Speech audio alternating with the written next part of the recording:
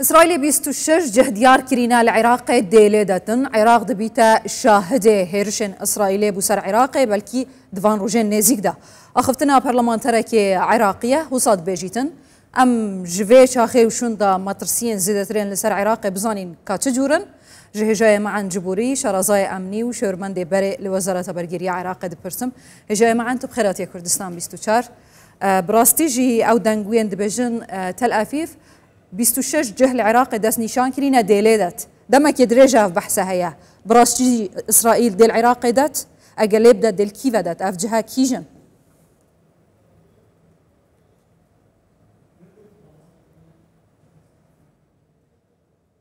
مساء الخير ايوارد باش ايمان خان وبريزان بينران لراستي دا بلي زانياري هي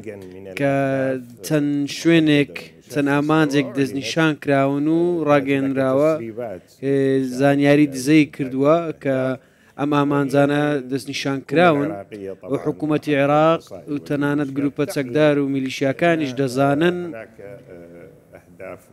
ئامانجی دەستنیشان کراو هەیە ئیسرائیل هێرش دەکاتە سەریان بە پشتیوانی ئەمریکاش ئەو کارە دەکات چونکە ئیسرائیل ناتوانێت هەنگاوێکی لەو جۆرە بگرێتە بەر بێ ئەوەی ئەمریکا گڵۆپی سەوزی بۆ هەڵبکات لەلایەن ئەمریکاوە بۆی هەڵبکرێت چونکە ئەمریکا هاوپەیمانی سەرەکی ئیسرائیلە دەکرێت ئەمە جیداهات و دوای لە ناوبردنی حەزب الله و لە ناوبردنی ڕژێمی سووریا و لێدانی حوسیەکان بێت و کۆتا ئامانجی ئەو زنجیرە بردومانانە قۆڵەکانی نێو عێراقە کە سەر بە ئێرانن بۆیە بە دڵنیایی و هەروەک دەزانن ئەم بردومانانە کاریگەریان زۆر دەبێت ئەگەر ڕەچاوی ئەوە بکرێت ئیسرائیل درێژترین دەست و بازووی هەیە قۆڵی هەیە لە ناوچەکەدا و دەستی دەگاتە هەموو شوێنێک بۆ نمونەکە قەتەری بردومان کرد باشترین بەڵگێ لەسەرە و قسەیە بۆیە عێراق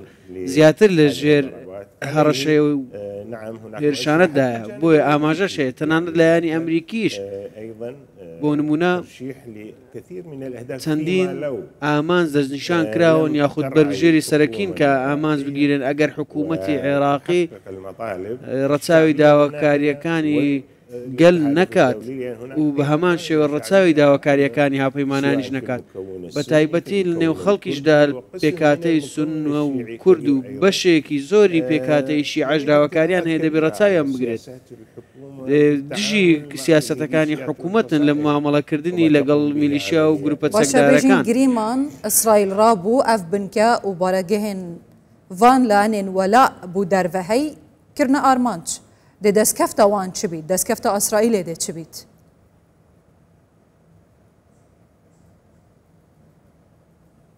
طبعا ستكون صعبة بەدڵنیاییەوە سەختە چونکە بردومانانە کاریگەریان دەبێت تەنانەت چەند کەسایەتێک لەوانەیە بکوژرێن تیرۆر بکرێن سەربازگە و بارەگاکانیان شوێنی ڕاهێنانیان کۆگای چەک و تەقەمەنیان ئەمانە بە ئامانج دەگرێت ئەمەش کاریگەری لەسەر سەلامەتی کۆمەڵگە دەبێت لەوانەیە بزانین ئەم هێرشانە ئێمە دەگەڕێنێتەوە بۆ ئەو چوارچێوەیە کە دۆخی ناوخۆی تێیدا بوو ناسەقامگیر و شڵژاو بوو بۆ یەکلاکردنەوەی ململانەکان دەست پێ دەکات هێزی چەکداری عێراقی و لە دۆخێکی نالەباردا دەبێت ئایا چۆن وەڵام دەداتەوە ئایا چۆن ئامادەکاری دەکات بۆ هەڵوێستێکە کاریگەری زۆر دەبێت ناکرێت چارەسەریش بکرێت ناکرێت حکوومەتیش بێ هەڵوێست و بێدەنگ بێ دەگەرەمە ڕوو بدات چونکە دەزانین ئەگەر ئەم هێرشە ڕوو بدات ئیسرائیل و ئەمریکا ڕژ دەبن لەسەر بەدەستهێنانی ئامانجەکانیان لەو هێرشانەدا کە لە نێو ناوخۆی عێراق بەرامبەر وێت و چاوەڕێتکەی ریاکسۆن بەرسەڤە حکوومەتە عێراقێ ددەمە هێرشە ئەسرائیلێ بوو سەر ڤان بارەگەهان ڤان میلیشان چ بیت؟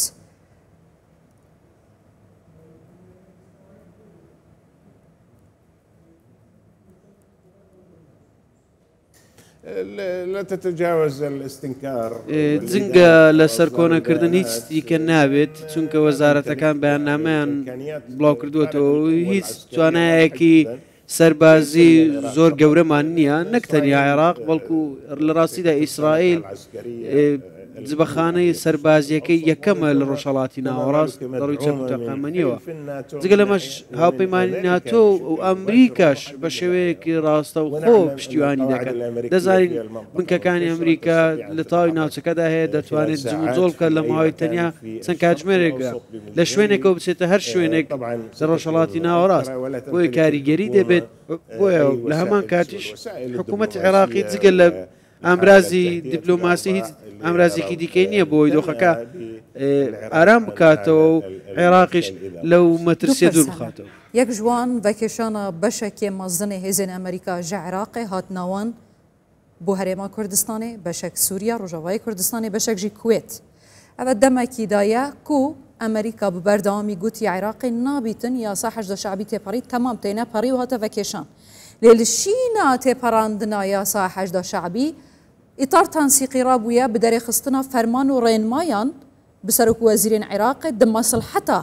دەستەی حەشدە شعبی کو یاسایەک نەبی دەرێخستنە ڕێنما و فەرمانان دەهێتە چ معنایە هەمان پیڤەر و دەرئەنجام نینن ji bo Amerîkayê heman hesab nîne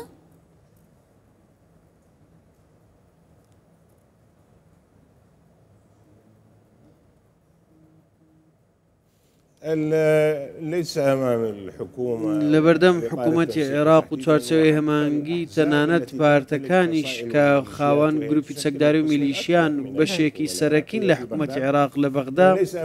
لە بەردەمیان هیچ بژاردەیەکی دیکە نیە جگەلەوەی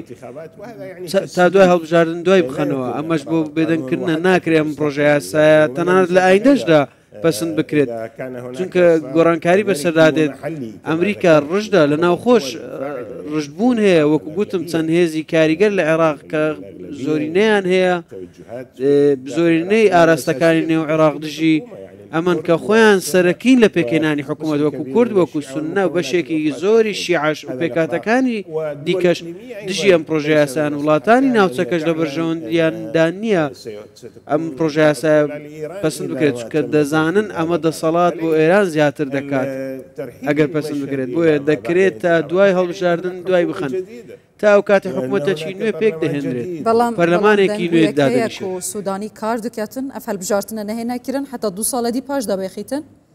تەدید هەفتیەکێدا 3 جاران نووری مالکی وەکی غێر مباشر تهدید جیل سودانی کرد بوتە نینە دەستی خۆ بە ئەوی بابەتی و لازمە هەڵبژارتن دەمێ خۆدا بهێناکردن ڕائیاتە هیچ سیناریویەک یان ژیاریەک گەمەیەک دەوێ بەینێدا هەیە مثل سر هلدانا داعشية هيرشا تشافاري كريا إسرائيل بپشتوانی أمريكا أبو سروان ميليشان أباش دا خستنا هالبجارتنايا أفا همو سيناريويا كل عراقي وكي بومبايا كتوقيت كرينا ممكن هردما كي بتقن كي جوان بزوترين دم ممكنة چه ببيت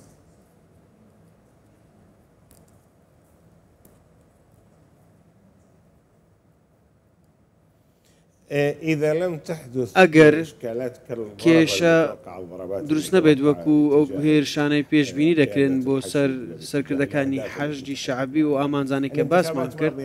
هەڵبژاردن لە کات خۆی بەڕێوە دەچێت هیچ یاسایەک نییە هیچ پاساوێکی یاسایی نییە بۆی دوا بخرێت جگە لەوەی کە باسم کرد ئەگەر زۆرێک لە شەڕ و پێکدادان ڕوو بدات کە ماوەیەکی کورد دەبێت ئەمەش بژاردە بەوە دەدات حکوومەتێکی فریاگوزاری پێک بهێنرێت و هەڵبژاردن بۆ کاتێکی نادیار دوا بخات ئەمەش دوورە یەکێک نییە لەو ئەگەرانەی لە ئارادا بێت جگە لەمەش ئۆپۆزیسیۆن دژی ئەمەیە نووری مالکی نەکتەنیا نووری مالکی و بەشێکی زۆریش کە لەگەڵی دان نانەوێت دوا بخرێت چونکە ئەمە بەشێکە لە دەستور دەستنیشان کراوە نابێت دوا بخرێت پێویستی بە دەرچەیەکی یاسایی هەیە تا دوا بخرێت دەبێت ڕێکەوتنی گەورە بکرێت سودانی بەڵێ لە بەرژەوەندیدا ئەگەر هەیە لە بەرژەوەندیدا بێت چونکە خۆی بربژێرە و چاوی لێ جارێکی دیکە بێتە سەرۆکوەزیران بۆ ویلایەتی سیارەدمەهەیە بلا ئەمەش لە کاری سیاسی دیسا کورسیا سەرۆکوەزیران بینیت یان ژیوەکیت بێژن بۆی خاونە کورتی أعتقد صعب لو بڕواە دام کە سەختە ئەم ڕوودات چونکە لە ڕاستیدا دەستکەوتی زۆری نەبووە بۆ نمونە چەک لە دەستی دەوڵەت دانیا ئەو میلیشیانە کۆنتڕۆڵ نەکراون بەرگاربوونەوەی گەندەڵی سەرکەوتونە بۆ بە شێوەیەکی بەرچاو بۆیە دەستکەوتێکی ڕاستەقینەی گەورەی نییە بۆی گەل بۆ خۆی ڕابکێشێت و سوودانی هەڵبژێردرێتەوە بەڵام جیاوازی هەیە لە عێراق چونکە ئەوەی براوە دەبێت لە عێراق ناتوانێت هەمیشە حکوومەت پێک بێنێت و نمونەشمانەیە کاتێک علاوی براوە بوو مقتەدا سەدر کاتێکوانە سەرکەوتوو بوون نەیانتوانی حکوومەتی ئایندا پێک بێنێت هێژای معن جبوری شرزای ئەمنی و شێورمەندێ بەرێ لە وەزارەتە بەرگێریە عێراق بخێر بێ سەرچەوە ئەهلا وسهلا